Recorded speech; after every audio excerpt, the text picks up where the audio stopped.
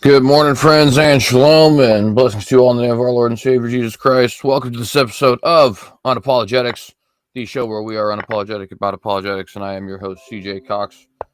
We got a very good episode planned for you today. I actually have a guest who has been gracious enough to join us on here, so we're going to try and blaze through these channel housekeeping things very quickly so we can get straight to our guest. So I want to remind you guys, we were supposed to have a new series aired yesterday. Unfortunately, it's a little bit difficult to get everything all set, and make sure it's written well and all that kind of stuff. So it'll probably actually be posting today. And I appreciate you guys' patience with that, but nonetheless, we'll be coming here soon. We got an open mic tomorrow. Tomorrow is Friday. Tomorrow is Friday. So we'll have an open mic tomorrow night it's going to be Friday, of course. If you guys are interested in that, definitely consider showing up. Should be around 10 p.m. Mountain Time. Also, Saturday, we'll be airing an episode of Hogsmeade again for Pentecost. And next week, we actually are going to have two interviews on August the 10th. Both are going to be with, David Roll's not a Christian. Anyways, we'll be talking with David Roll at 10 a.m. Mountain Time. Going to be discussing his new books, Legendary Kings. And then later on that same day, we'll be talking with Chris Date about physicalism. That'll be at about 6 p.m. And again, that's Mountain Time.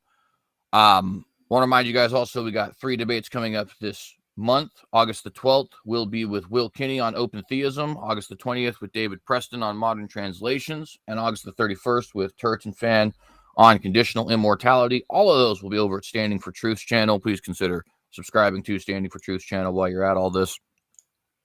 And I think that's actually everything. I wanted to make sure to get through that pretty quickly. Like, share, subscribe. Make sure to hit that notification bell to get notified every time we go live.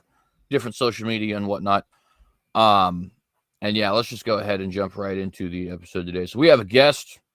That is TJump. Thank you very much for being here, TJump. Hey, is that a wolf and a lamb in the background? I was like, it is. It's actually a reference to a Bible passage, Isaiah 11. Talks about the wolf and the lamb lying together in heaven. The particular significance of it to me is that wolves, biblically speaking, are kind of like pigs, right? And also biblically speaking in the sense that they're not looked on very fondly. And so the idea that this creature that's looked on as kind of a detestable creature is actually in heaven lying with lambs, which are seen to be pure and all that kind of stuff is kind of, well, I don't know. It's a beautiful thing, in my opinion. You know what I mean? But at any rate, that is the painting there. Cool. So topic was God morality stuff. Yeah, exactly. Wanted to just have a kind of free-flowing conversation here about ethics. By the way, audience, we'll be going for about an hour, probably. So let's just go ahead and jump right into some of the questions. Well, first off, just some brief background in case anybody here doesn't know you. Who's TJump? Why might we want to have a conversation with TJump as opposed to some other random guy? I am a professional bathtub salesman, a very famous bathtub salesman. I do lots of sales of ceramics, and I sit in comfy chairs often. For sure. And of course, you would be probably most well known for some of your debates on Modern Day Debate, right? I think my first debate on Modern Day Debate was actually with you. It might not have been first, might have been second or third, but either way, very early in there. Sure. So you have your own kind of like ethics system, right? Based off of imposition of will and things like that. Is that correct? Yep. So if you wouldn't mind, explain a little bit about that. What exactly is the, first off, what's imposition of will for the audience's sake? And second off, what is the importance of it to your ethical system? I know it's probably a little bit obvious, but just in case anybody's unaware. Imposition of will is doing things people don't consent to. That's what it is. That's what I think the evidence of morality looks like. If we follow the patterns of moral intuition, moral progress, that's what it leads to. Definitely not God. God is the wrong answer for morality. For sure. So then I want to go ahead and we'll just go ahead and jump right into it and pursue that a little bit. Would you say that all instances of imposition of will are immoral, or is there like asterisks there? Involuntary, all involuntary impositions of will. So with things like, for example, prison, Yep. do you have well, and let's just actually ask that as an open-ended form instead. What do you think what do you think should be done for somebody who has committed some kind of egregious crime, murder, sexual assault, anything like that? Obviously, we impose Well, it just their shouldn't will. be possible. It just shouldn't be possible for that to happen. That's what a moral universe would look like. But so in our own universe, though, do you have a way you would want to Doesn't preferably matter. deal It's with irrelevant to morality. So morality is the world where it can't happen. So prisons aren't relevant to morality. What objective morality looks like is what the perfect universe looks like, not what our universe looks like.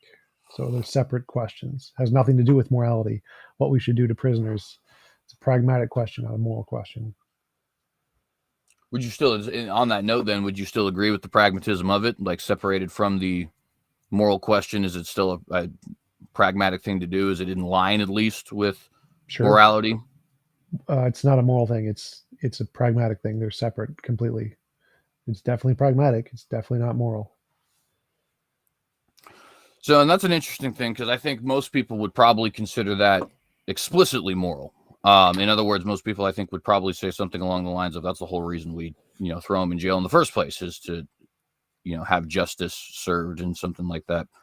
Nope, that's typically not what people say. So in the polls in philosophy, that's actually immoral. Justice is immoral.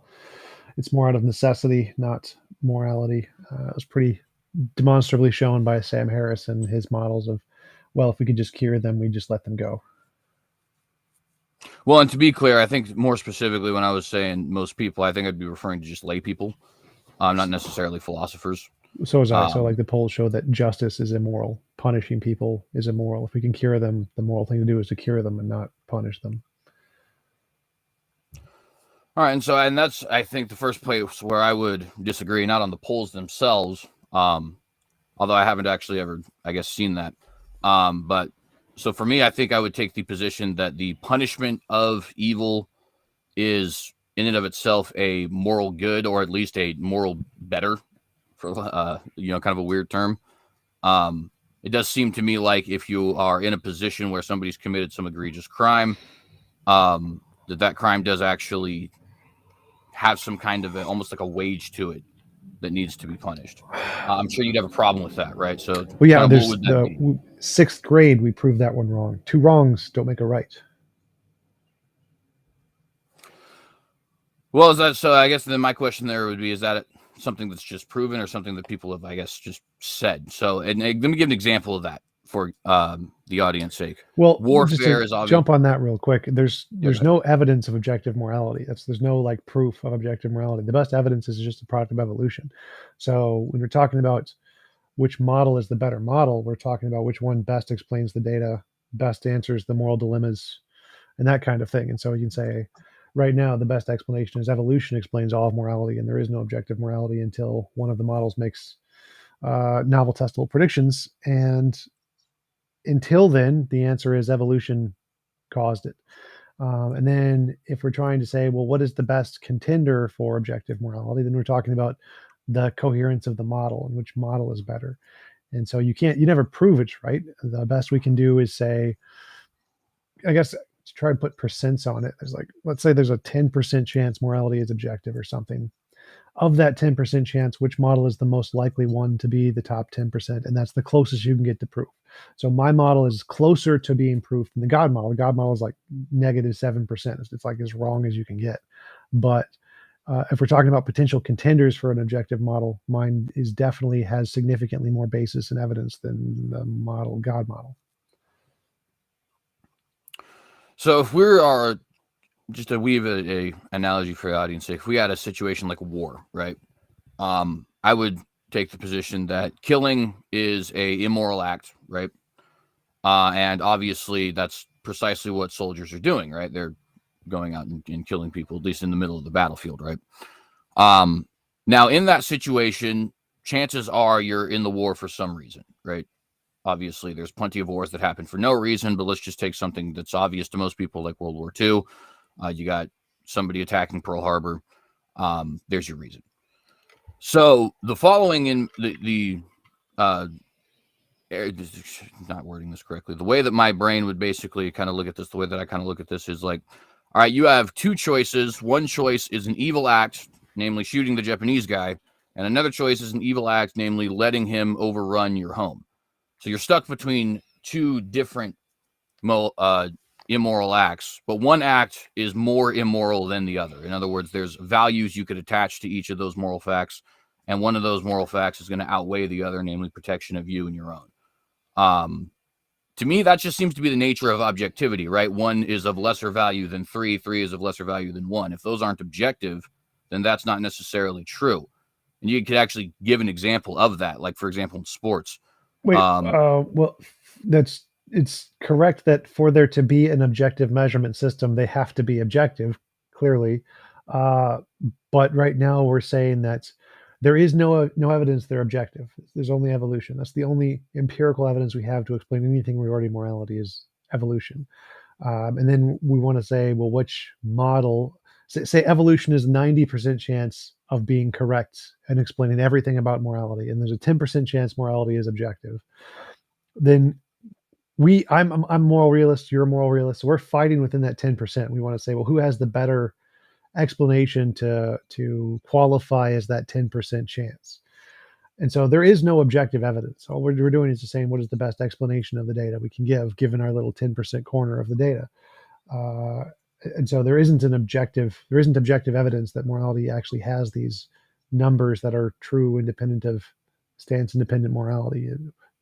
So it's a separate stage of the debate. The first one is if you're talking about objective evidence, evolution wins. It beats both our models hands down. Second stage is, well, which model, if objective morality does exist, which model is more coherent, and the God model or the non-God model? No, right, and I certainly wouldn't disagree with the notion that, we don't have like scientific proof or anything, or mathematical proof or anything like that would demonstrate to us morality's existence, right? But what I'm saying is, if we assumed that 10% were true just for a moment, and we had two different moral facts, when we have other things that are objective, like I think, I guess there is an open debate as to whether or not numbers are objective, right? But nonetheless, gravity, world is not flat. So there's objective things for sure. Yeah, right. And when those things are objective, you can start to like deduce things like their value. And the reason I use numbers is because if we take the value of numbers, 3 is an objectively greater value than 1, right? Now you can fudge that by way of, like, for example, a sports system. In golf, you want less points, right? Whereas obviously in football, you want more points. So those individual systems have created their own numbering rules in such a way that 3 is no longer more value than 1 or something like that. But if you're just talking, typically you have $3, that means you have more dollars than $1, right? You have sure. We can give numbers to things, and we can't always measure objective things, but we can assign numbers to them, sure, as like a representation. Right, and so Genius Tracks asks, he's making fun of your closet. He's saying you're streaming from your closet. He says, ask CJ if that's this JCPenney's changing room. It is actually a closet. I'm not going to lie. It's a more enclosed area, so it makes me sound a little better. That actually makes a lot of sense. Thank you. Appreciate that, actually, because I'll be honest, a lot of people just decide to poke a lot of fun at that, which I get it. I mean, he's in the closet, right? It's why would you not?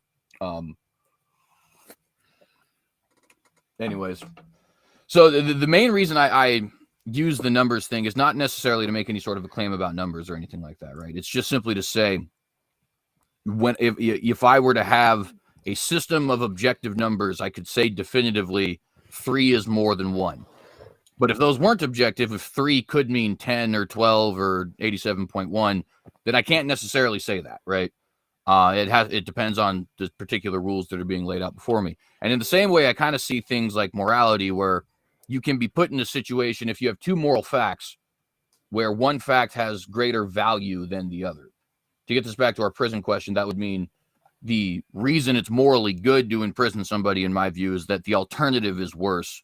And we can say the alternative is worse because both are objectively have some objective value. But that can't say doesn't make sense. So, like, say stabbing a baby or punching an old lady. Now, one of those is objectively worse than the other, but that doesn't make punching an old lady moral. It's still immoral. It's just it's a necessary evil. So if you have to choose between stabbing a baby or punching an old lady, it's not moral to punch the old lady. It's just a necessary evil because it's the least evil you can do in the situation. So, given your definition, it seems like punching the old lady becomes a moral thing, which is why I don't subscribe to utilitarianism, because I don't think that doing the lesser evil is moral. It's just still evil. So, and obviously, good point. I think that the issue that I tend to have with that is a lot of times when we get into these consequentialist kinds of dilemmas, we are put into situations where it's not just you have like a choice between the two, but if you don't, excuse me, if you decide not to do one of the things, then the other thing almost necessarily follows, right? So, like for example, with the military example there, right? You either have the choice of stopping the opposing army, usually with force, or of letting them overrun your area there, right? Yeah, but I'd see that as the same as the punching the old lady versus the stabbing the baby. I don't see a difference between those two. So the fact that you're choosing the lesser evil doesn't make it a moral action. It's still just a lesser evil. So killing someone in self-defense, you're still doing an evil. We can prove it's an evil because is there a more? If you were an all-powerful being, would there be a more moral option? Well, yeah, you could just teleport them or teleport yourself away or make yourself ethereal or give yourself a personal force field. There's infinitely many more options that are less bad than just killing the person. So it's definitely not a moral action that you're doing. It's just a less evil action. Yeah, see, and I don't even necessarily disagree. It's just I think that there is something to be said about doing the right, or we'll say less immoral thing, given the situation, right? And now, obviously, you wouldn't subscribe to the Bible, but there is a Bible quote talking about, if you know to do good and don't do it, then that's evil. I'd say that that's a fairly, Christian or not, I'd say that that's a fairly correct assessment. Well, I definitely wouldn't agree with that part. So that part's wouldn't agree. Like that would mean that if you have the option to do something moral, say like I could give all of my money to charity right now and help poor people, I'm not doing that, therefore it's immoral. That would seem wrong. It seems amoral that I'm not giving my money to charity. So I could do a moral action, which is give my money to charity, or give all my possessions to charity, and I'm not doing it. Is that an immoral action? Well, by your quote, it seems to imply it would be, whereas by moral standards, it seems like it would be amoral. It's not immoral to not do something moral. It's only immoral if you do an immoral action. Yeah, see, and I think that's an interesting area of disagreement, because I think I would disagree there. I think that if I were to have a situation where, I have expendable income and I'm not giving that in any way to somebody who is going to benefit from it, that does seem to me to be morally wrong. And in order for our world to be as perfect as it could possibly be, it would seem like that it would seem like I would have to be doing something to help out those less fortunate than me. Now, it's immoral in a different way than actively committing immorality. In other words, it's more passive. Whereas if I were to go out and slap somebody, that's obviously active. But it does seem to me to be a action where good could have been taken, good was not taken, and as a result, there is more suffering in the world. That seems to me to be relatively immoral, I guess, is just to use the same word we've been using. So, for example, if someone was infinitely powerful and was watching a baby die of cancer and could help them and didn't do it, that would be immoral. Actually, yes, I would say that, provided that there was, now I'm a Calvinist, so I do believe that there is reasons for certain things that go on in this world, specifically foreordained reasons. So my answer there would be, obviously contingent upon that fact. So if there, for example, you have the baby drowning, I would say that there is some thing, whatever thing it happens to be, I don't know, I unfortunately don't have prophetic insight, that causes that to be necessary, or perhaps causes it to be for the greater good, or however you would want to say it. The exact way that the Bible puts it is all things works together for good for those who are called according to his purpose. But you kind of get the idea that is being set forward there, right? But If was that a rational thing to believe? So, for example, say we were living in Nazi Germany, and in Mein Kampf it said all things Hitler does for some greater good to make the world better or whatever. We could believe that, and we could say that, oh, well, it says it in Mein Kampf, therefore it's true. And then when we see Hitler gas babies to death and them suffer and die, we can be like, oh, well, there's some greater good. He's doing it for the greater good. Or we could think, well, if we look at the evidence, what does the evidence say? We can follow the evidence wherever it leads. Killing babies is bad. He clearly doesn't need to do that, as far as we can tell. Like there's some magical unknown reason that we just don't know about. He could just, not kill them. That would be great. right. And so it seems like the more rational position is probably not to believe that sentence, since all of the evidence seems to point to the contrary. And simply believing it because you want to is not a rational position, as far as I can tell. Yeah, and I think the Hitler example is actually a really good example to use there, because from the human perspective, in other words, as Hitler, as a Nazi, as an American soldier, any of those kinds of people, it's obvious that what Hitler was trying to do was negative, was purely negative. He's trying to take over the world, or at least take over Europe. He's trying to get rid of a certain quote unquote undesirable race, happens to be my own people. So I obviously have a little bit of an emotional attachment to that. But we can just flatly agree as human beings, this is wrong. Of course, the question was more like, from our perspective, when we look at Hitler, say we didn't know what his motivations were. I think his motivations were actually to try to make the world a better place, or something along those lines. They were definitely. But he was wrong about it, but they were. When we look at the evidence, we can say in his book it says he has reasons, and when we look at the possibilities that we can imagine, he's very wealthy, has power over the government. He can provide food for the babies. He doesn't need to gas the babies. As far as we can tell, we don't see any such reason. There's no reason that we can imagine where Hitler could not have just chosen not to murder the babies. But it says in the book there's some unknown reason. Should we trust the book that there is some unknown reason that is just out there that we can't imagine, even though it's clearly possible for us to imagine lots of other alternatives? Or should we probably say that's probably false, given all the evidence we have, given we can clearly imagine alternatives where this is not the case? It seems like the reasonable explanation is not to trust that, or that we don't have any evidence to trust that, and all the evidence is to the contrary. Yeah, and I think that with somebody who is a human being, that's likely true. Now, I would add the asterisk of, if you accept his social Darwinism, then I think he probably was working for the quote greater good. Now, I don't accept social Darwinism, and so I would reject that outright. But if you have a social Darwinist worldview, and you have the ability to get rid of things like mental handicapness, or even just not very athletic people, like if you could create a world where everybody was, Randy Moss or Tim Tebow or something like that. From a social Darwinist perspective, that would be perfectly moral, and in fact would definitely be good. And I don't know if they would have an alternative to doing it other than perhaps, maybe now, almost 100 years in the future, we are able to do things like, what do they call that? There's a term for it, but basically when you edit the baby in the womb. Gene modification.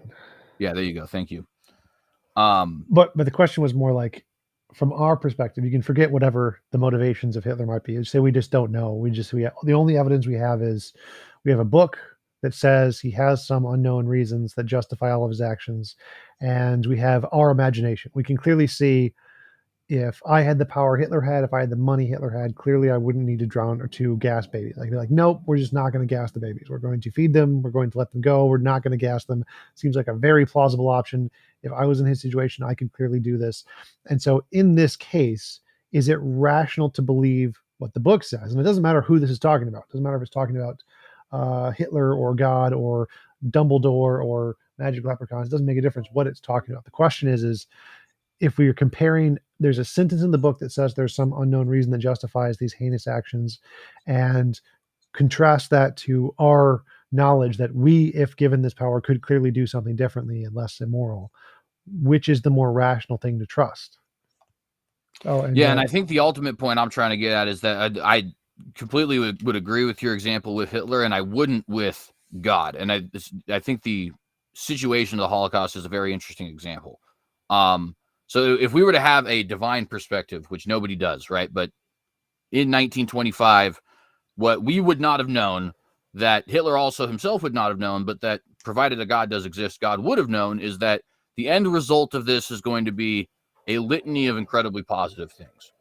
So, for example, the stateless people being abused here, namely the Jews, are going to have a state by the end of this. The fractured and very isolationist world is going to be open to each other after this.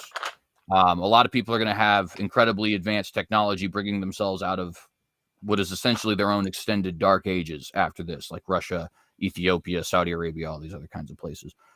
So, but the Bible in doesn't other say words, any of that. So like the Bible doesn't give any of the actual reasons. It doesn't say these are the reasons of that he's doing that. So it doesn't give any examples of what the future examples are. So all we have to go off of is our knowledge and the sentence in the Bible where he says there's some justifiable reason. Charles asked, what is social Darwinism? I think he means eugenics in order to call out weak or bad genes. That's like what I think he means by eugenics.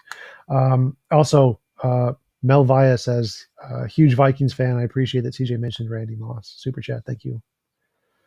So the argument here is that I can imagine not gassing babies. It's very easy. If I was in Hitler's position, I could not gas babies. I could do it very clearly. If I was in God's position, I could very easily cure all cancer with the snap of my finger, all powerful being and all. And so, given my current abilities of my intellectual capabilities, I can see, given the power that the leader has, whoever the leader is, I could clearly do things differently. And whatever hypothetical positive good you can imagine, I can get that and without cancer. No child cancer. I can get whatever positive good you could ever imagine. Anything you could ever say, I'm going to be able to say, I can get that without child cancer. And so the fact that it says in the Bible, there is this unknown magical reason that no one can ever imagine that justifies these heinous actions doesn't seem to make sense, because no matter what action you could ever list, I can always get it without child cancer and pretty much anything else. I can get pretty much any positive good no matter what you list without any involuntary imposition of will whatsoever if I was an all-powerful being.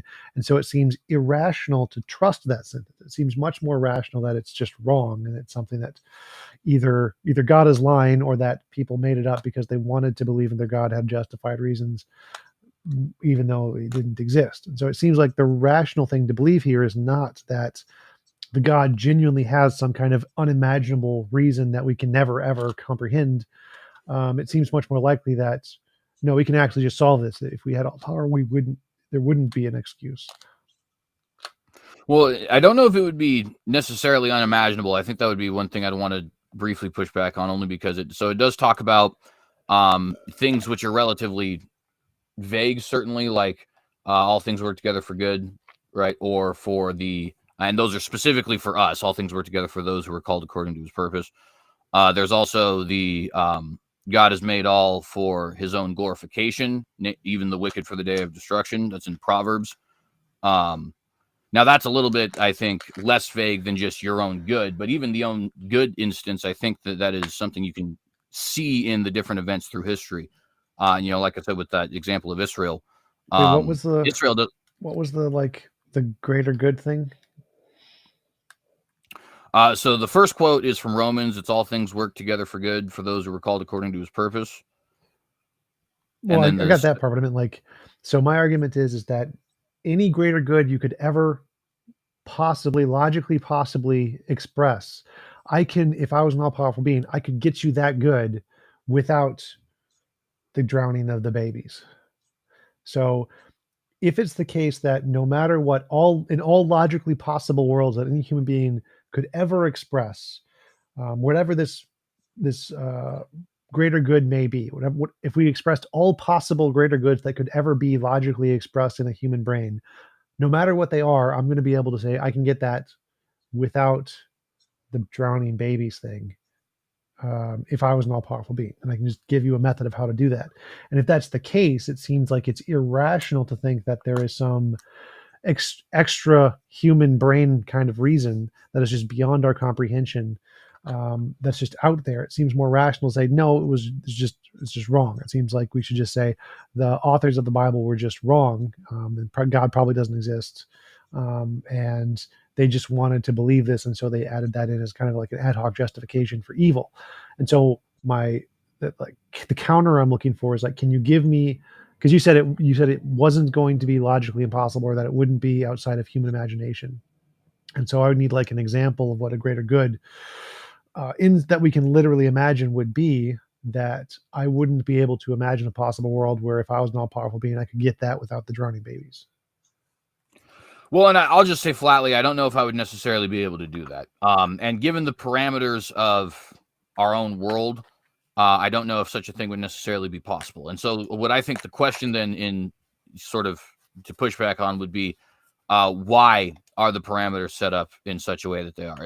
Especially if we were to assume the God hypothesis for a moment, why does he set up such a world that people have what seems to be free choice, or people have what seems to be this idea of like a guilt, or any, all the different things you can list that exist in our world, right? Well, I'm happy to have all of those things, but you don't need. I can have all of those without the babies drowning. So those. I don't necessarily think that part's true. And I think actually, let me phrase it. Is it logically possible? Logically possible means there's no logical contradiction in a world where people have free will and God did not flood the world and drown all the babies. I guess I wonder about that. I don't know if it would be logically impossible for someone to always use their will in a good way. I do think it would be irrational. I don't think somebody would ever have a free will that was such that they always wanted to do good things, at least barring some kind of divine intervention. So I said, is it possible to have a world with free will? And so this is we still have murder and rape and all those bad things. But God didn't drown all of the babies in the global flood. That's the only thing that's different. No drowning babies. God did not drown the babies. No child cancer, no drowning babies. Those are the only two differences. Everything else in the world is the same. No, yeah, there's certainly no logical contradiction there. My reason for bringing up the evil, though, is because the flood is a punishment, right? So then the question would become, is it possible for somebody who has free will to always act in a good way, such a way that God would not want to judge them? Because that's the whole purpose of that story, is judgment, right? It's possible, it's logically possible. You can't mathematically disprove it or anything like that, right? But I don't think it's possible in another.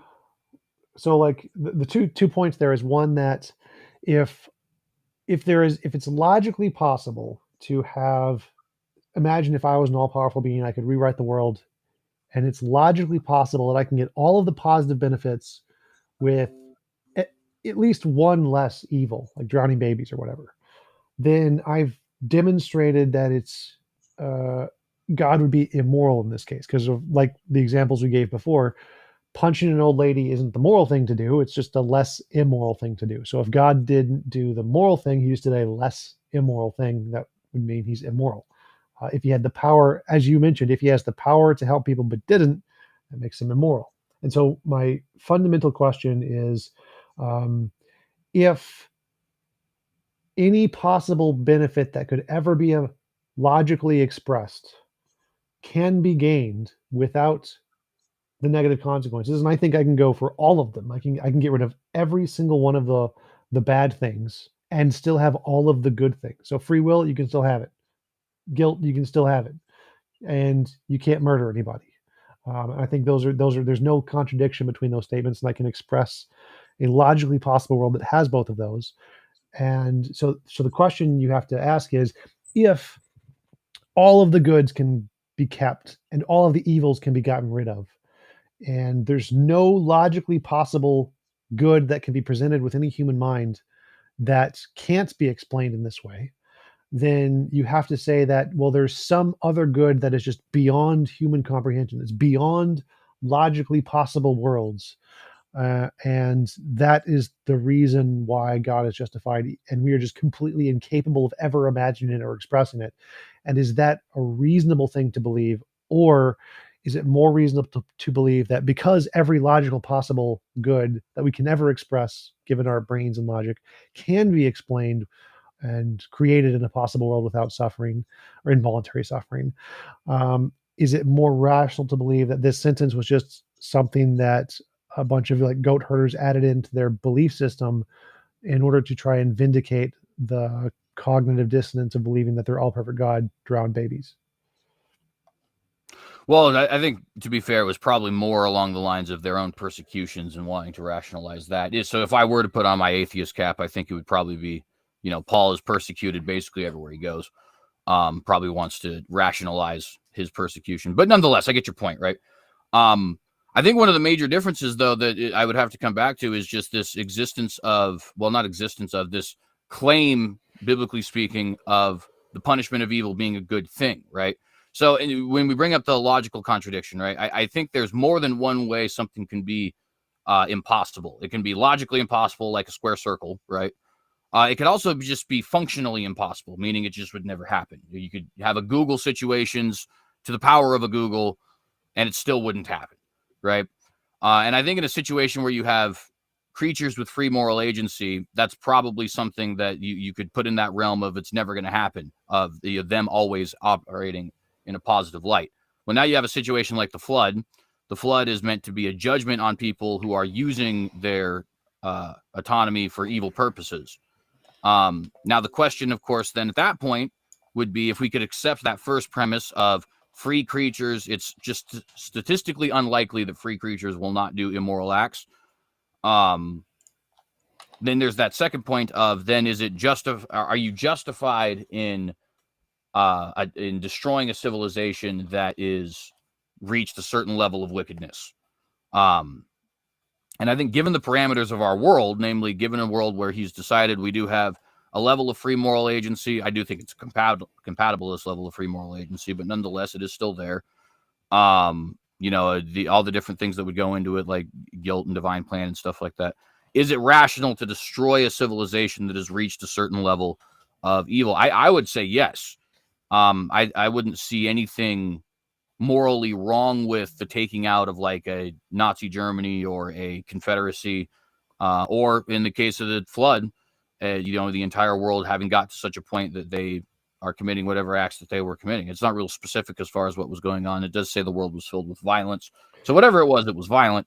But I think you probably get the point I'm making. I think that the punishment not exactly. So like the reason I bring up the babies is because essentially you're saying God punished the babies because of all the evil on the planet, and that doesn't make any sense. The babies clearly didn't do anything. Like you can't be a baby and be a rapist or murderer. Like God, it doesn't make sense to say God flooded the world to punish all of the innocent babies who did nothing wrong.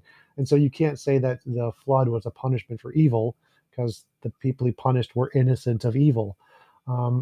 And then the second thing you mentioned was that free creatures, you said there's no way to create free creatures who won't not act on their desire to do evil or something along those lines. Like I can do that easily. I can say you can have 100% free will, but everybody has a personal force field. So even though you may want to murder somebody and you may try your best to murder somebody, it's physically impossible. So you still act on your desires. It's just physically impossible for you to murder anybody. And so you still have all the free desires and you can act on them as much as you want, but it's physically impossible for the action to actually have an effect on another person. So I can have all of that easily as a logically possible world I could create.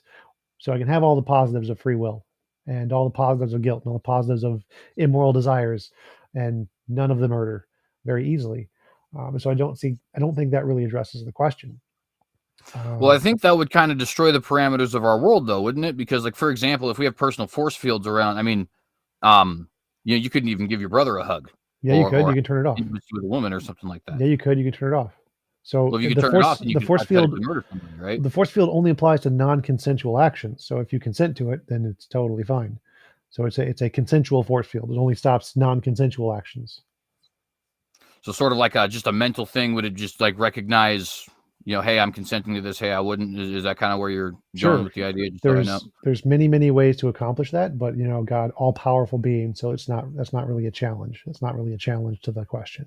So we can do that in lots of ways. I'm all powerful. Of course I can do that.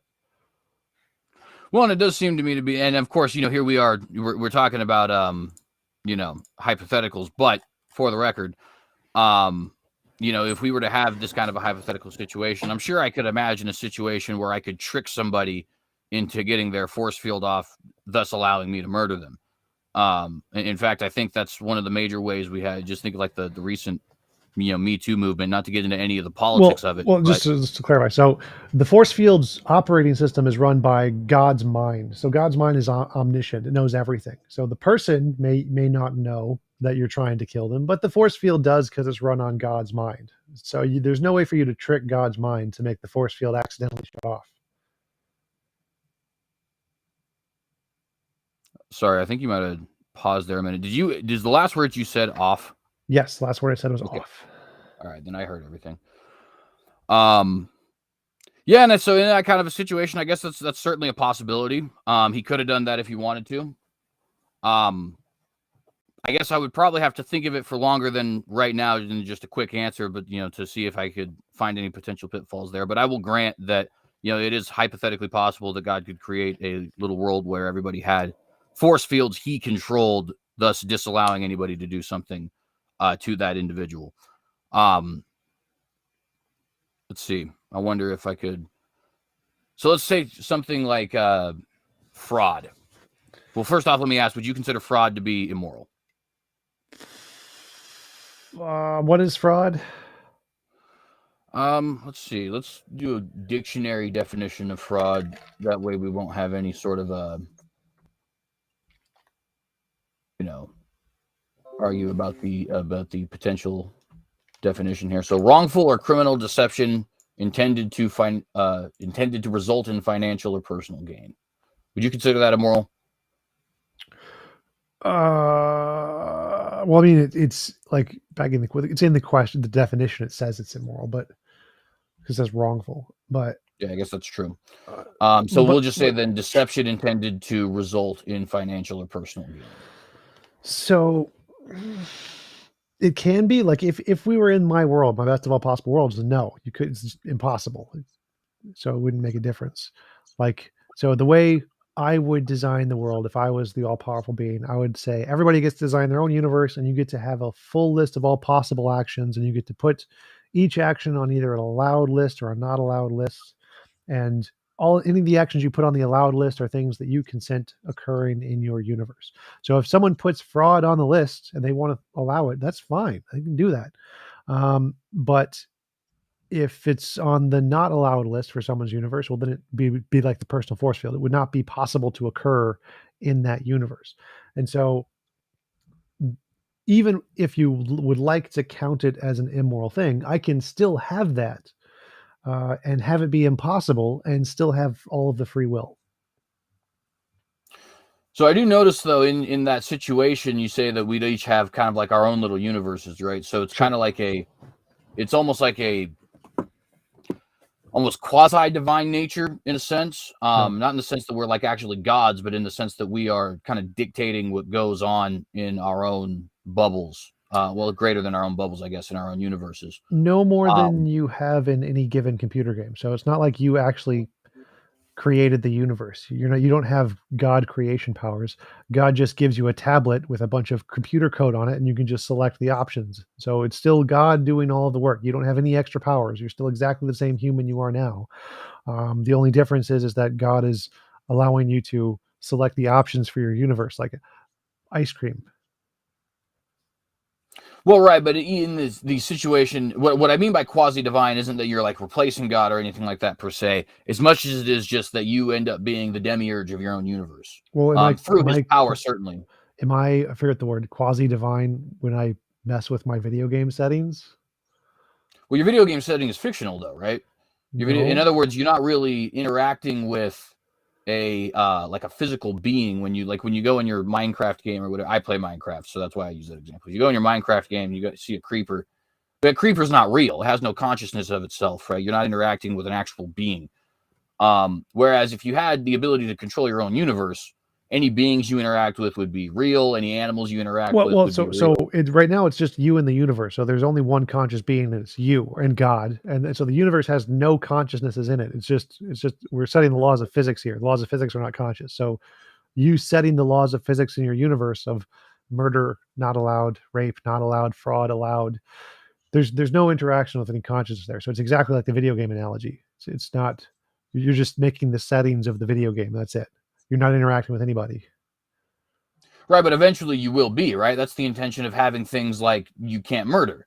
Obviously, you're not going to say you can't murder if there's not going to be any conscious creatures around, or any creatures in general, I should say. Right. So like if I design a video game and I invite someone to play my video game, I'm now interacting with another conscious agent, and they are abiding by the rules of my video game. Well, so let's say hypothetically you had nobody who wanted to interact with you and play your video game, right? Now you have the ability to kind of mess with your own universe. Do you have the ability to create somebody who would want to interact with you? No? No. So then it seems to me that in that situation, you're not really capable of doing, and I guess a video game would even be a good way to compare that. You're not really capable of doing anything greater than what you're just capable of doing in your own day-to-day life. Like, for example, I could set up the rules of my house. Yeah. And if nobody wants to be under the rules of my house, they just have to not show up, right? Yeah, exactly. But that could happen in our own world, right? Yeah, exactly. So then what would make that something that we need, like a hypothetical world to create? In other words, if this world was created, it goes further. So like murder is impossible. You can put it on the impossible actions list. That means like if someone was in your home, it would be physically impossible for them to murder anybody. That would be great. We should have that. That would be a great feature to have here in the real world, but we don't technically have the technology to do that yet. We will eventually, but we don't yet. And so the reason we need this hypothetical is to say, if I was an all-powerful being, then I could allow you to select all of the actions, to give you a list of all possible actions that can occur and let you choose which ones are on the allowed and which ones are on the not allowed list.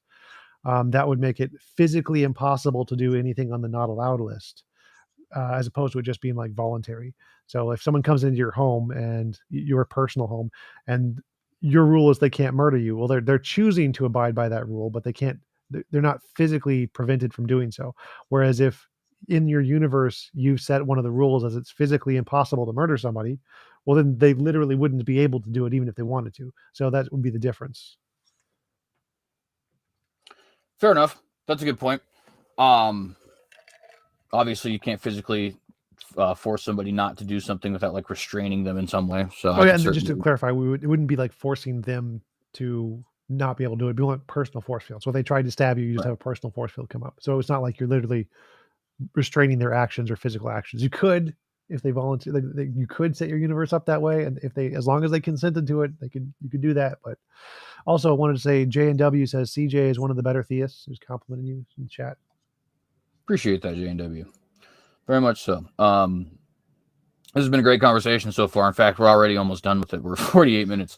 Yeah, I can probably go for a little longer. I think I have to check one of my next convoys, but I'll let you know. Yeah, for certain. So I kind of want to pivot a little bit, unless you want to continue to explore this thought, in which case I'm certainly down. But I did want to ask a question about. I just like put a pin in it. That's a weird statement, but so my main contention here is that if all logically possible potential reasons, greater goods that humans could ever imagine can all be explained as in a possible world as I can get that and I can do it without involuntary suffering, then it seems like it's irrational to believe that there's some other reason outside of human, like beyond human imagination, that exists. And so the more plausible explanation is that probably there isn't such a thing, and we should probably not accept the Bible's explanation there. And so unless we can provide some kind of humanly coherent, logical, greater good that we can't explain away in a possible world without suffering, then it seems like it's irrational to believe that sentence in the Bible that God is justified for drowning babies or whatever. Yeah, and I think, and to clarify, part of the big reason I think you would say that, right, is because of the fact that you would say that the punishment of immorality is not in and of itself a moral thing or a moral positive, right? It's something that, to reiterate what you had said earlier, just shouldn't exist in a moral world, on your view. Is that right? Sort of, but I think that would be a separate topic. So I think like if we can agree, for example, cancer is not a good thing, tornadoes, whatever, rocks falling on people, any example of something that is a not perfect universe. If we can create a perfect universe without that one thing, and I think we can do it without any involuntary, because I think involuntary imposition of will is the principle of morality. So I think we can create a universe with no involuntary imposition of morality and still have all of the good God thingies, the good God reasons, whatever they happen to be. But you can pick whatever principle you think is the moral principle. All we have to do is pick one thing. If there's one thing that is sub perfect that we can create a world without and still has all the free will stuff or whatever the positive is, that proves that the principle I'm arguing for. So I guess one thing I would be curious on is how far would we want to take the idea of imposition of will? Because there's a lot of things that we impose on that are not, I brought up the example of prisons earlier, but there's other examples too, like even just being born, right? Obviously, you don't have the will to be born, and I can say as somebody who has had periods in my past where What I do you mean, certainly like would have not wanted conception or actual childbirth after conception? well, in the case of me individually, so in other words, my mother has a choice after the conception of whether or not she would want to go through with that. That gets into an abortion question that I don't necessarily want to get to, at least yet. I might, you might come up again, but who knows? But for me, I didn't have any choice, right? I was completely imposed on. My parents decided to do what they did, and then my mom decided to carry me to term, and now I'm here, right? Well, an imposition is when you have a will and that will is infringed. And so if you don't have a will, like before you were born and then you're created, that's not an imposition on your will, because for it to be an imposition, you have to have a will and it has to go against your will. And so being conceived or created would not be an imposition of will. If, for example, you were in the womb and you didn't want to be birthed, kind of like Stewie, you just didn't want to leave from Family Guy, then it would be an imposition of your will because you didn't want to leave the womb or whatever. But obviously, that wouldn't happen in my universe anyway. So if you have a situation where and everybody's probably met somebody like this who didn't want to be born. They're depressed. They're psychologically distraught in such a way that they hate their life. You mean they wish they hadn't been born? Yeah, there you go. That would be correct. Now, obviously, it's kind of after the fact. I do get your point, right? In other words, they're not, at least to the best of our knowledge, willing to be born or not born while in the womb. But if they live an 80-year life and throughout the 80-year life we're wishing that they weren't born, it does seem like we could say, okay, well, by all effect, it's kind of an imposition of will. It didn't happen at that moment, but they got imposed with life for the next 80 years. And of course, now at that point, you could say, okay, but they could just end their life, but that's a little bit of a different thing, right? Now So, that you're alive, the question would be death. more like, it doesn't seem like the birth part was the part that they hate. It seems like the things that happened after the birth are the parts that they hate. So for the birth itself to be an imposition of will, they would have to like literally just hate the fact that they were born and nothing else. Just literally just the fact that they were born is something they hate, which doesn't really make a lot of sense. But for example, if they were severely depressed because they had a terrible life, then the things that they hate were the things that happened to them in life, not the birth factor. And so the impositions wouldn't have been the birth; it would have been all the other things that they hated. What about like a nihilist? Right. So a nihilist, they're the major imposition of somebody, now psychological nihilism, not philosophical nihilism. So the issue that somebody like that would have would be the meaninglessness of things, the inability to find meaning. I guess that's the same thing with the inability to find worth, I guess, is what I'm trying to get at in that second point. You see this laid out in Ecclesiastes, I think, really well, where he talks about, I've gained all this knowledge, I've lived this great moral life, of gone and drunk a lot and all this other kind of stuff. And all of it was just vanity. I'm just going to die in the end anyways. So his, his, what's the word here? Struggle is not with bad things happening to him. It's actually with good things happening to him and their fleeting nature. And as a result, he concludes it would have been better if he had never been born. Well, that's one of the conclusions. The ultimate conclusion is more of a religious conclusion, of course, because it's a Bible book, but I digress on that. What kind of an answer would we have for somebody like that? Because it's not necessarily what's happening to them, that's causing them to dislike life. It's more Well, it just is. You said like the thing they dislike was the fleeting nature of happiness or whatever. And so the fleeting nature of happiness is the thing that's the imposition on their will. They don't want it to be fleeting. They want it to be permanent or whatever. And so in that case, in my universe, you just make it permanent. Snap your fingers, make happiness permanent. There you go. It wouldn't be the birthing part that is the imposition of will. It would be the fleetingness of happiness. so. I guess that would be an interesting kind of thing. Would you say that death is an imposition of will? If you don't want to die, yes, of course. Yeah. So then I guess you'd probably then Right. conclude that in your world that it would be immoral to die, right? I guess that'd be. Yes, it's immoral to die against your will. I accidentally just banned someone on Twitter. I gotta go fix that real quick. My bad. My bad, guy in Twitch chat who was chatting, and I just accidentally banned you. My bad, guy in. So that's a very interesting kind of thing there. It is a very interesting thing. I want to think about it more. I like the fact that we've explored this because I've talked to you about morals before, and I've never gotten to properly explore what you mean by imposition of will. So this has all been very good. Is this not just kind of a complicated version of subjectivity? That's one thing I do want to kind of. That's what I was kind of. So when something is objective, just take like the color of my sidewalk. It's gray. It's objectively gray. At least if you're, a human being seeing with human eyeballs that function, it's objectively gray, right? I guess you could be colorblind and it might look different, and you might be a shrimp and see in 16 colors. But any human being with a functioning mind, with functioning eyes, or anything like that's going to go out, they're going to see the sidewalk, they're going to see it's gray, right? Now, it seems to me like that's not the definition of objectivity that you would necessarily be rolling with, because different wills can have different ways of being imposed. So, for example, death might be good, but it also might be bad, depending on what the individual will wants. Yeah, so like euthanasia, if someone wants to die, that's moral to help them die. Right, so it seems like that's kind of it's almost like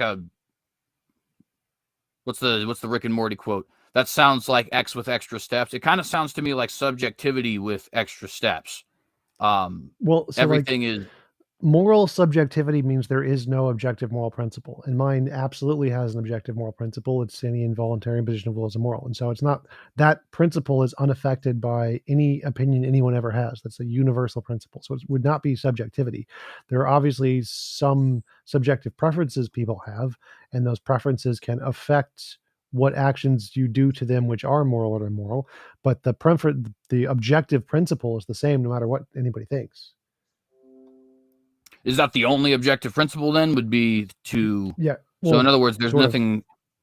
So any involuntary imposition of will is immoral. Voluntary assistance of wills are moral. Those would be like the description. I'm sure you could boil it down to one principle. Yeah, and I guess the point I'm getting at with that is just that it's not like, when a theist typically would conceive of objective morals, it's like a list of do's and don'ts, kind of. You're not really operating with a list of do's and don'ts per se, as much as you are, does it follow this principle or does it not follow this principle, kind of thing. Right? Those would be the same. So in mine, the don'ts would be don't impose involuntary impositions of will, and the do's would be is do voluntary assistances of will. And so it would still be the same. There's just like in Christianity, it would be like do God's nature or something, and don't do not God's nature. And so you can still boil all of the different laws down to one principle. But that doesn't make it subjective. I mean, in Christianity, I think it does make it subjective because it's based on God's will. But the fact that there's only one principle doesn't make it subjective. Yeah, and I think from the perspective of a theist, it seems subjective, but I think I can, you do obviously have at least a principle, so it's not just completely random. I guess I would say there's like levels of the objectivity here in a way, but what would you say to somebody who it is in their will to want to impose on somebody else's will? So classical example is a serial killer, right? That's what they find fun for some reason. Who knows why? There's a big psychological thing to go in there, but I wouldn't say anything to them. It would be impossible for them to act on it. Would that be an imposition of their will? No. Why not? Because wills only apply to yourself and your property. So your will doesn't have jurisdiction over another person. So if I willed to punch you in the face or something, My will it's not an imposition on my will that I don't get to punch you in the face, because there are two wills in that scenario. And so for it to be a non-imposition of will, all the wills involved would have to consent to the action. So in the case of just the principle itself, any involuntary imposition of will is moral, those only apply to your will and your property. And since you are not my property and you are not my will, it's not an imposition on my will that I don't get to punch you in the face. But it is something that you want to do that you're prevented from doing, right? So it is, and in the case of one of these, something I want to do to a different will. So involuntary imposition of wills only apply to yourself and your property. So as soon as I have a will about somebody else, then it's no longer an imposition on my will, because it's your will. We're talking about something that involves you. And so the principle, any involuntary imposition of will, only applies to yourself and your property. And as soon as you include another will, then it's no longer your will. It's not an imposition on your will. It's an imposition on the group of people involved in this scenario. Yeah, and I think that the issue I would have there, though, is, if you have somebody who is sadistic for whatever reason, and again, there's obviously the litany of psychological reasons that happens. We don't necessarily need to get into that, but they are certainly not having their, living their best life, so to speak, quote unquote. Jeffrey Dahmer seeks to kill people. That's what makes him happy. He's not able to do so. Well, I'm not sure what you mean by living their best life. Well, I'm being a little coy when I say that. Well, my point is just to say they don't have their full pursuit of happiness as a possibility.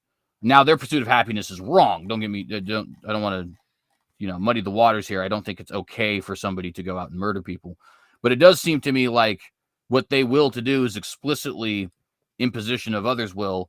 That would have to be, because you say the imposition of will only applies to you and your property. That would have to be something you immediately cut off from them, right? But then they have essentially just a miserable existence where they're not able to do the thing that they really wish to do. Now, I think it's okay that they don't have the ability to do the thing which they really wish to do. Well, sure, but why is that okay on your model, right? In other words, why is it not, like, their happiness almost seems to be irrelevant in that situation? Well, happiness is irrelevant. So happiness isn't the goal. It's not like imposition of will isn't the same as get to be happy. Those are two separate things. So like if the principle was what is moral is everybody gets to be happy, then we can just give everyone cocaine and just hook them up to brain dopamine stimulators and make them all happy.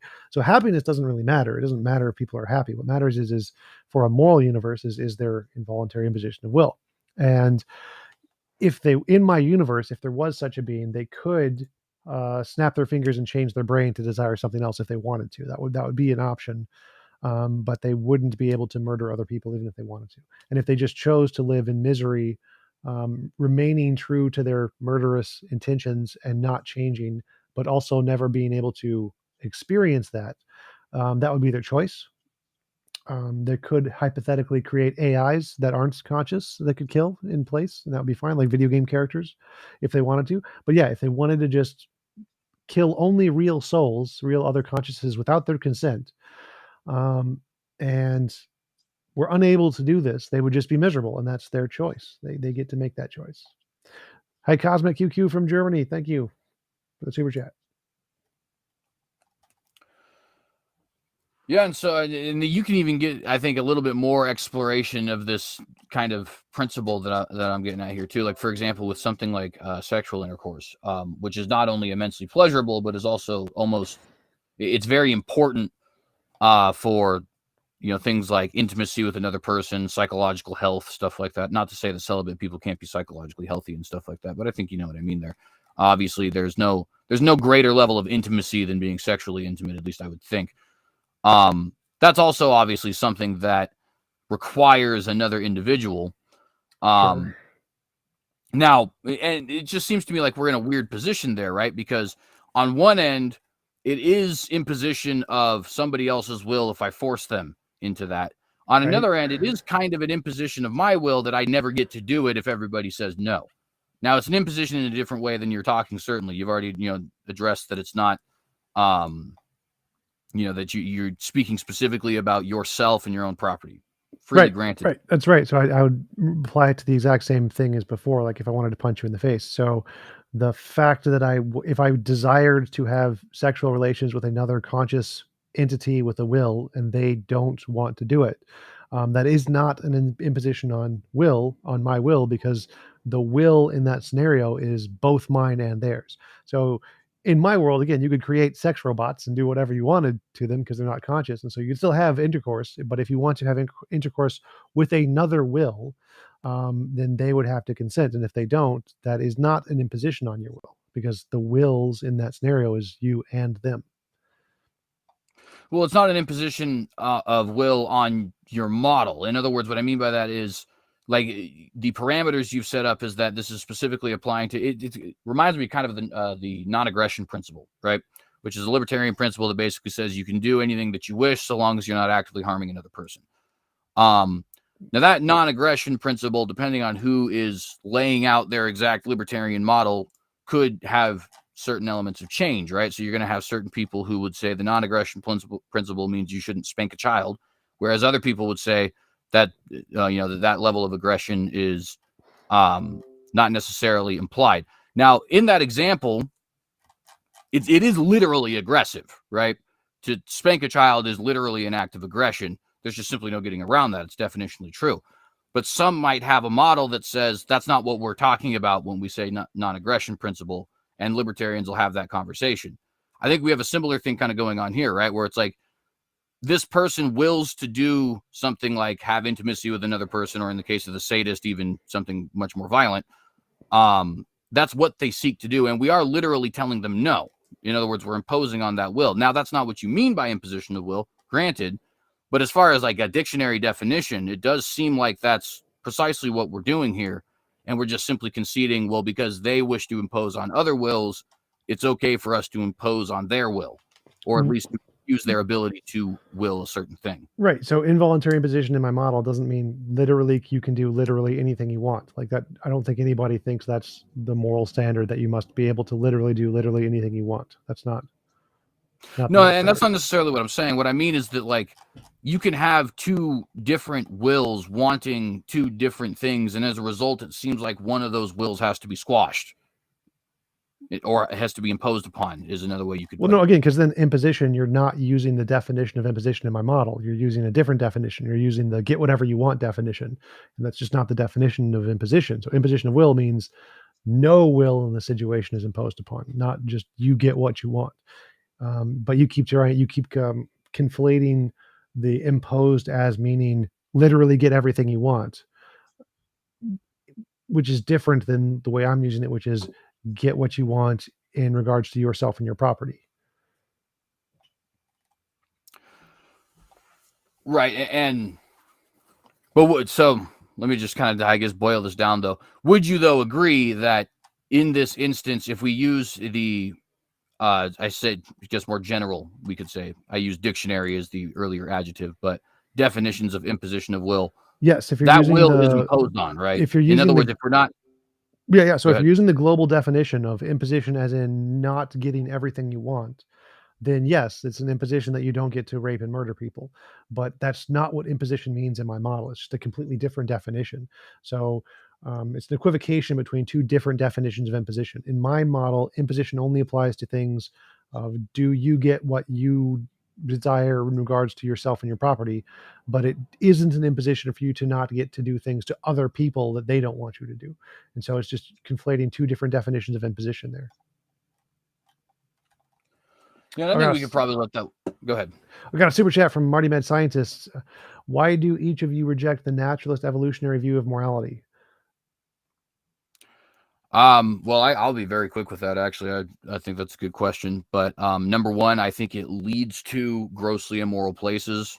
From my personal opinion, the evolutionary system of morality inevitably leads to something like social Darwinism, like what Adolf Hitler was talking about. And for the life of me, I have not been able to figure out anything wrong with the social Darwinist model, assuming evolutionary morality to be true. He wants to get rid of things like mental handicaps, physical handicaps, all that other kind of stuff. In other words, the physical nature of our race, our human race, would be better if social Darwinism actually was, something we move forward with. Now, I've never had a conversation with social Darwinist philosophers, but I have had plenty of conversations with like biologists and stuff like that, or just atheists here, like Negation of P, Matthew Steele, people like that. And I have noticed that's consistently a hang up for them. In other words, whenever I ask that question, whether it's Negation of P, Matthew Steele, Michael the Canadian Atheist, etc., they always say, you know what, that's a good point. I don't know if I can necessarily answer that question. Now, they're obviously not professional philosophers, but what it tells me is that it probably is true. What's the question? If the evolutionary model of morality is true, how do we avoid something like social Darwinism, which just from a physical perspective would make the species better? Right? It would make us taller, it'd make us stronger, it'd make us get rid of things like mental and physical handicaps and stuff like that. That's obviously greater evolution. Yeah, right? Pragmatic. So like social Darwinism, or if naturalistic evolution was true, then morality is purely subjective. It's not objective. And so it wouldn't be moral to eugenics people, but it would be pragmatic. It would pragmatically work to generate better people. But that wouldn't be a consequence of evolution, because evolution doesn't say anything's moral. It just says morality is a product of evolution, and nothing is morally correct or morally incorrect. And then that would lead to the fact that whatever our intuitions guide us towards is the correct interpretation of evolutionary morality, which would be not eugenics. So we tend to think that intuitionally eugenics is wrong, and therefore evolution has given us the intuition that we shouldn't eugenics people. And so it would be to go against evolutionary psychology to eugenics people, because the intuitions that it gives us are to not do that. I think that could be true for some. To be honest, I think we're a little bit biased in the West because we live in such a, kind of peachy keen kind of world. But like, for example, in the rest of the world in the 21st century, 2022, here on August 4th, a lot of people don't actually think that. China, and in fact, a lot of people in places that are very advanced, like China's got they're not primitive by any stretch of the imagination. They just simply don't seem to have much of a care for things like mass death and stuff like that. Now, there's reasons for that historically, right? They've had a lot of mass death go on. There's a massive population. They have a lot of really detached philosophies like Buddhism. Well, do you think, the government kills people, but do you think, most of the people think it's immoral what they're doing. They just can't speak out against it because they also get killed. So it's not like the people of China are okay with eugenics and are okay with imprisoning people. It's mostly that they can't speak out against it because they'll be killed themselves. So I don't think like the morals of the Chinese people are okay with eugenics. Like the Chinese immigrants who like live in America aren't okay with eugenics. The Chinese immigrants to other countries aren't okay with it. So I think it has more to do with the political climate than the moral climate of Chinese people. I would say it's more of a cultural climate. In other words, I think that the history of mass death and philosophy in China, combined with the population, combined with the way that they're raised, which of course is a consequence of the state, leads people to have a very detached view of life in such a way that it's like, okay, this isn't necessarily problematic for us. And I think that's something you can see very often. In fact, even in the West, you have something like abortion. Culturally, we have a detached view of that. Whereas, for example, in Afghanistan, you're certainly not going to, right? Their culture is such that they would value life in the womb very strongly, primarily because of things like, Islam and, just other different cultural factors in there.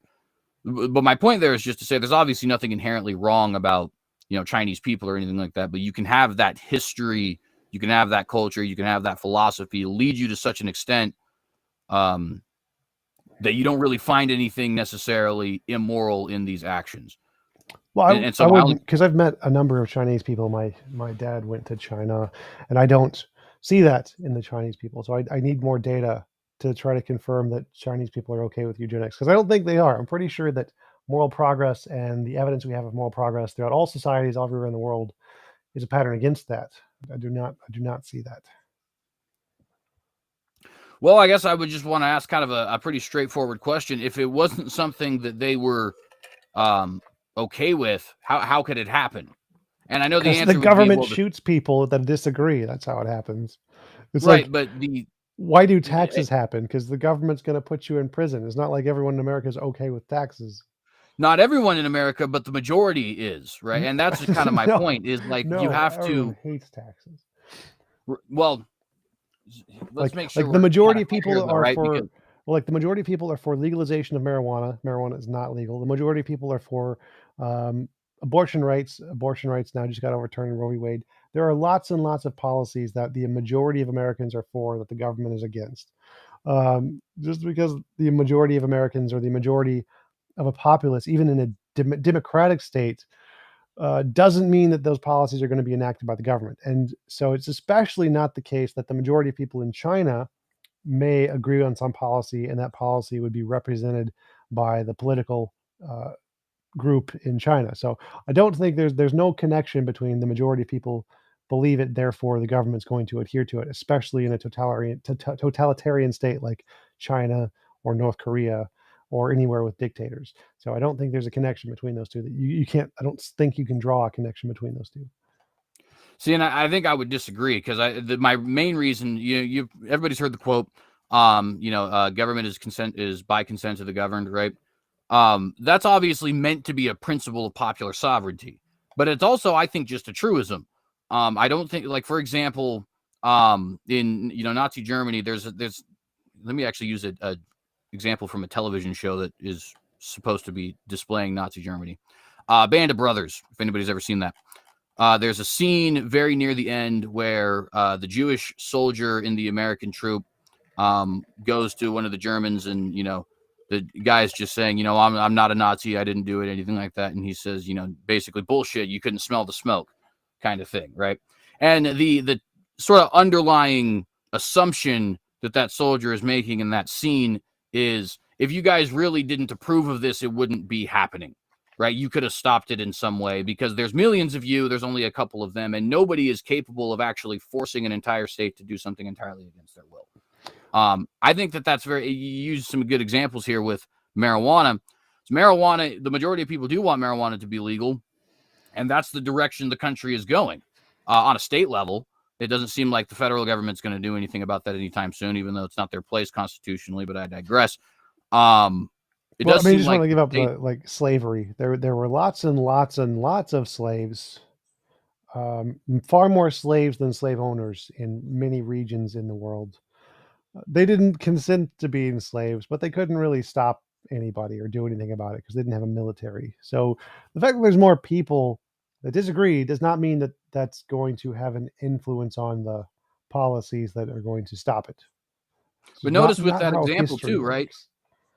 Even think of that example though. The population of America was primarily Oh, against I wasn't talking slavery, about and America. I it was didn't talking last. about overall in the world. So like there are regions like in Rome where there were lots and lots of slaves, like entire cities of mostly slaves, and they didn't get to go out of slavery because there were a majority of slaves there, because there's guys with swords and training and better foods, and so it's not the case that majority rules in cases like it's in fact it's like the opposite of the case. The vast majority of serfs did not like being serfs in the Middle Ages.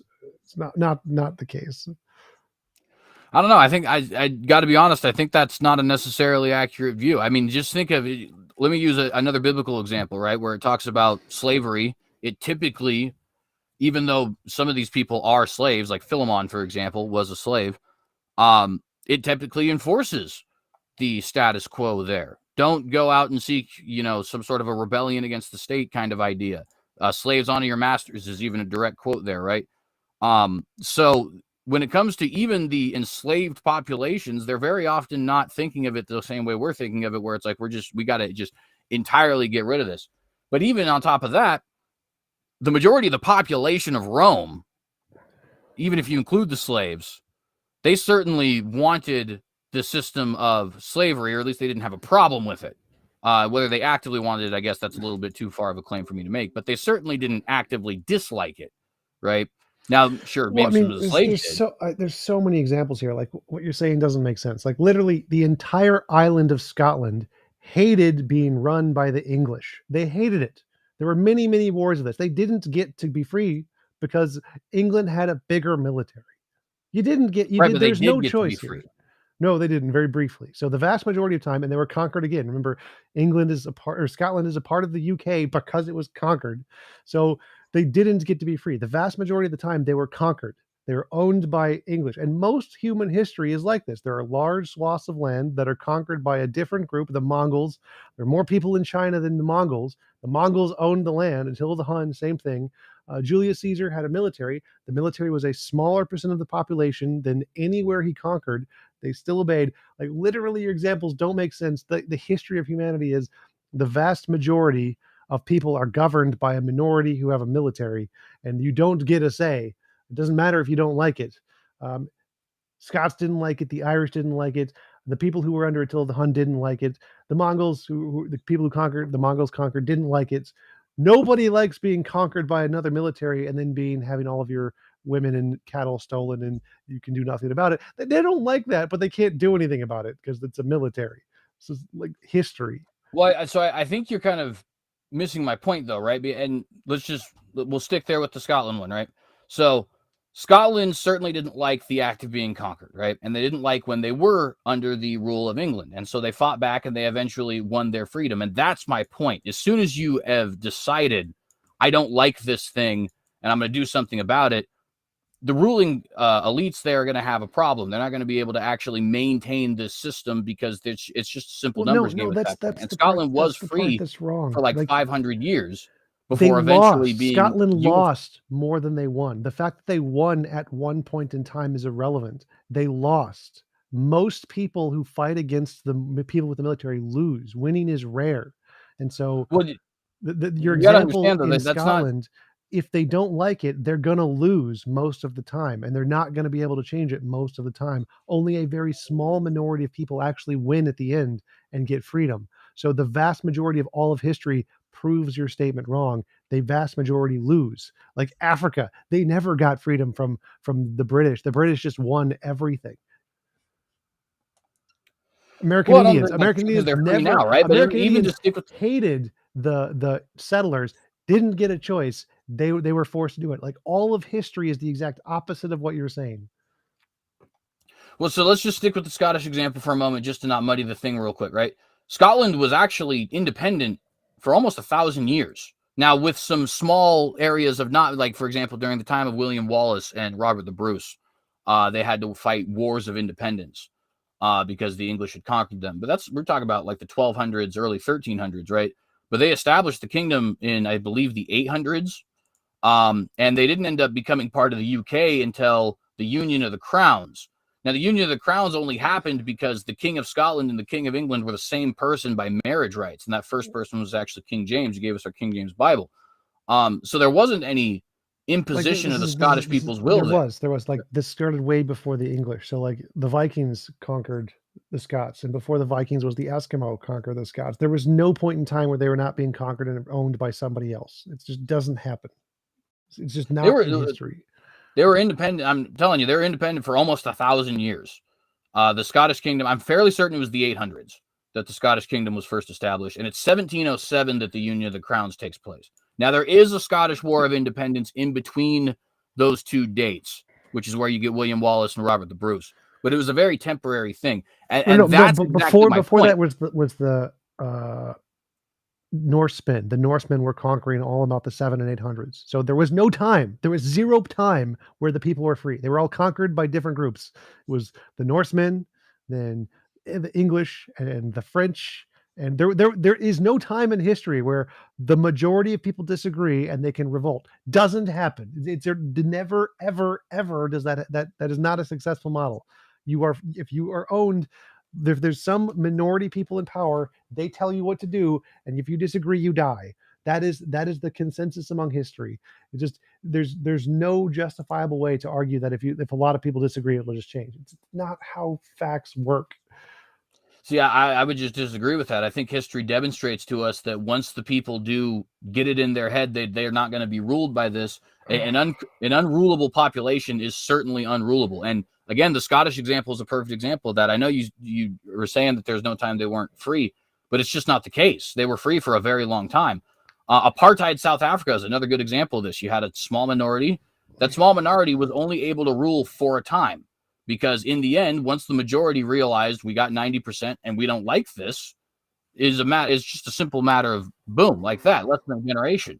And all of a sudden, the majority doesn't have its power there. And I think that's really the point that I'm trying to make, though, is that culturally speaking, you have to pacify the population to either not care enough to do anything about it or outright accept it. But if you have a population that's actively against something, it's just a matter of time that will inevitably fall. Or you wipe them out and kill them all, which is what more normally happens. Right, but when that happens, notice that you have a different situation, right? You're not, in other words, we're not ruling over the Wampanoag tribe. We destroyed the Wampanoag tribe, right? Yes, and then all of the other tribes take that as an example and don't do anything because they're going to get wiped out too. That's what normally happens. Yahweh tested by fire. Yes, the Eskimos invaded the Vikings regularly. So Eskimos were very violent and they invaded the Vikings. Look up your history stuff. I think that was in Greenland, right? Yep. Yeah. That's a... Oh, but I never got to answer the super chat. The super chat was, why do you reject the naturalist evolutionary view of morality? Oh, yeah, go ahead. I reject it because I think that there's a consistent pattern in morality, and that consistent pattern is going to hold true for all conscious agents, including AIs, which are not evolved, and anything in the universe. And so we're going to see this pattern throughout all life in the universe, whether it's evolved or not. And if that's the case, then it's not a product of evolution. That's why I don't accept it. Let's see here. I do have a question here I want to just briefly address in my own life, which I had about, should morality be enforced by the Noahide laws or a moral system most in conformity with them? No. Just that simple. Noahide laws can be good, but the actual system of Noahide laws it's a Jewish construct. I'm not religiously Jewish. Ethnically Jewish, but not religiously Jewish, so wouldn't. Anyways, back to our conversation there. I got a few more questions actually. So Vlad asks, yeah, go ahead. Hypothetically, if someone killed your immediate loved one, would you want to take your murderer's life? Sure.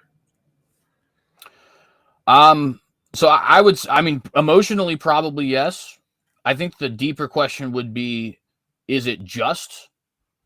And in that instance, I would say yes, certainly. I think that the penalty for murder should be death penalty. All right. Captain Rabbit says, CJ, come to the dark side. We have cookies. Well, you know. Cookies defeat heaven. Cookies are better than heaven. Eternal life, nah, go with the cookies. So Jane asks, talking about my morality, if you add that caveat, it would mean that the only wills could act would be amoral actions. No. In this world, you can still do moral and immoral things. You just have to have someone in their universe allow actions that are immoral. So you can allow murder or rape in your universe. It's still immoral, but you can turn up the difficulty on a video game kind of a thing. So if I am playing Dark Souls, I could turn on God mode and make it instant win for me, or I can turn up the difficulty and ask someone's help to beat the boss. They can teach me how to beat the boss, and that would be a moral action. So you can still do moral and immoral actions in the best of all possible worlds if someone consensually allows those actions to take place in their universe. Vlad wants to know what your stance is on January 6th. He's talking about the Trump thing, right? With the, yep. Yeah, okay. I thought it was stupid. I don't think it's an insurrection. I think that's way overblown. Realistically speaking, it seems to me like a bunch of people who did a really stupid thing for a couple of hours and then they went home. Now let me say I would be much more willing to see January 6th in a more negative light if it wasn't for what I see as a severe double standard.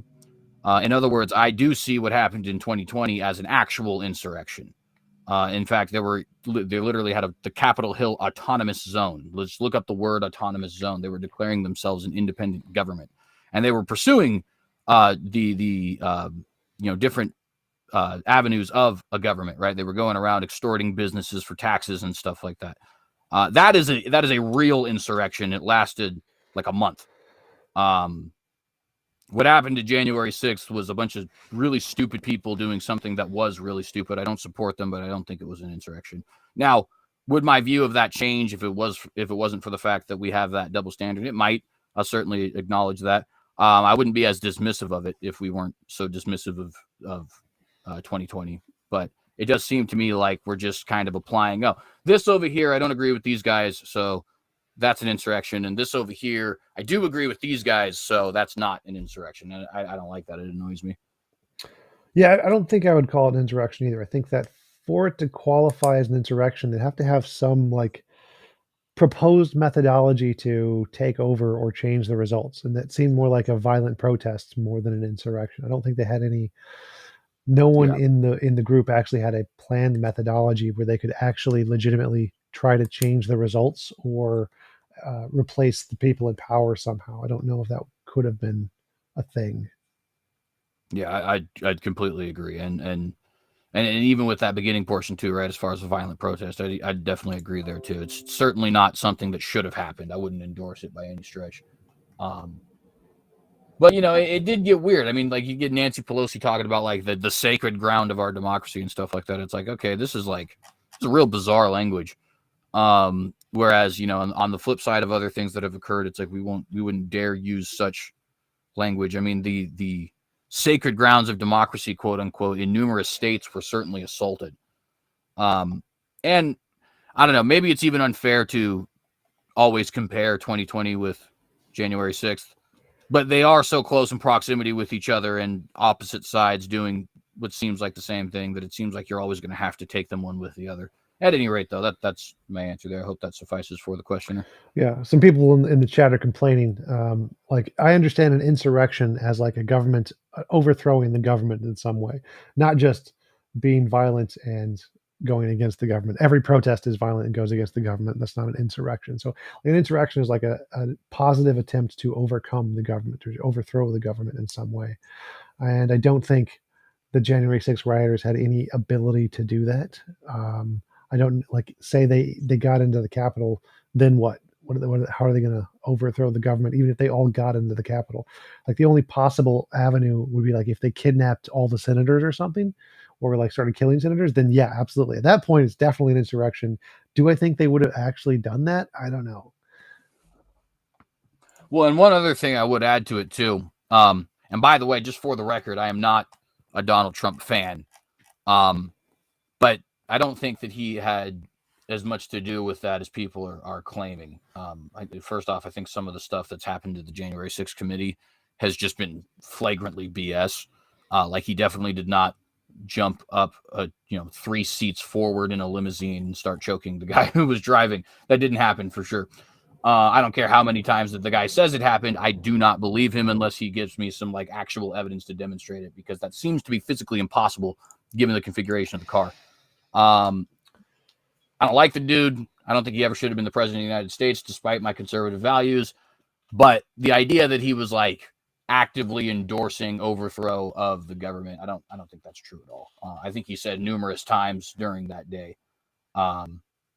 that there should be no violence, that people should be protesting peacefully and all that kind of stuff. So I don't know. A Brute Facts podcast. Eddie from Brute Facts says, "Come stay in CJ." I don't know what that means. Come stay in CJ.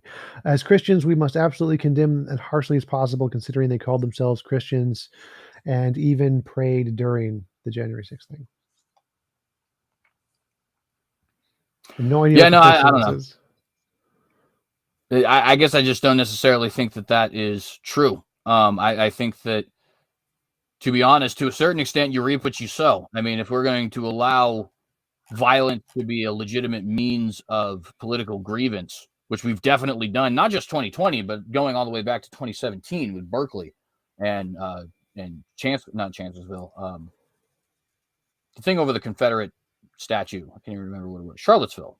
Was it Charlottesville? I think so. Yeah.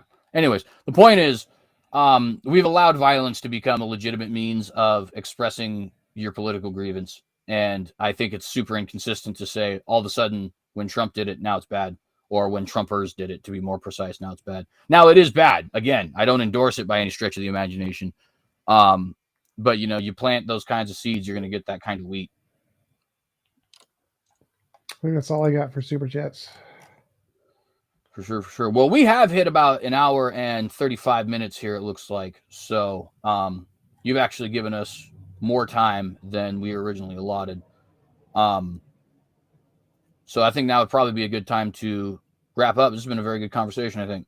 Yep. Thanks for inviting me on. Appreciate it. Nice talking with you as always. Absolutely, man. Let's do it again sometime.